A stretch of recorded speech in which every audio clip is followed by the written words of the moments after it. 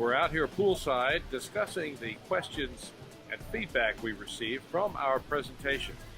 In this serious atmosphere, we're talking with Dr. Angela Mathews and, of course, me, Dr. Crispin, and we're going to talk about a post-op on our presentation. So, Dr. Mathews, what was your impression of the extent of which the audience understood our presentation and based on their feedback and the questions that we received after the presentation? Well, I thought they definitely understood what we were saying. I thought that was clear, which is good. It means we did our job as presenters.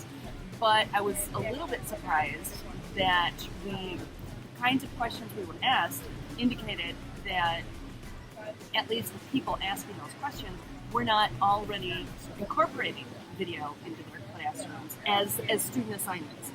They were themselves, but not as student assignments. And I guess I thought that if anybody was doing it, it would be here.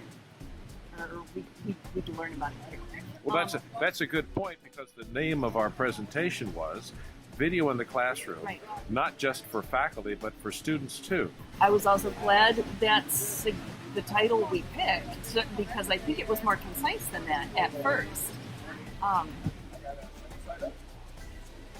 Because I think that increased a lot of interest in the presentation, because it was a pretty full room. People were interested in it. So I'm glad we picked the title that we did. And they seemed engaged. They seemed interested. Now, prior to our presentation, we met with a gentleman from Texas who was having a challenge with the lawyers and allowing students to post their own videos in classrooms. Right. During the presentation and afterwards, what was your feeling and feedback from his body movements that said either he got it or this was something helpful for him? What was your feeling about that? Oh, I think he enjoyed the presentation, and I think he got it. I don't know. I think both his response and what was going through my mind as we were talking to vendors is that there is a way around this. There is a way around this. We can figure out a way for students to upload their videos and not for the university to not get sued. I mean, there is a way. We just have to figure it out. Well, very good. And I think a couple of the vendors are on their way to doing it, too. My impressions were that the audience was not there in terms of this turn on the light, and the audience was not there in terms of saying, oh, we have not prepared for creating curriculum policies to embrace this technology and students' desire to post videos as their assignments.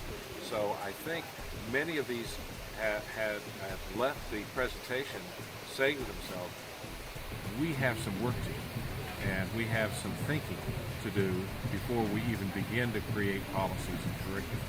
So, go ahead. I was just agreeing with you, absolutely. And policy takes so long. Yes, and I think following up with this, we'll probably have an opportunity to meet with the TechSmith people, maybe the Kaltura folks, and create white papers to help them help the people who were in our presentation. So I think all in all it was a good thing. And yes, I think next year we should be able to follow up with something interesting that will help bring these folks along. All right. So reporting live from Las Vegas at the beautiful Mirage Hotel, this is Dr. Crispin and Dr. Mathews saying thank you until next time.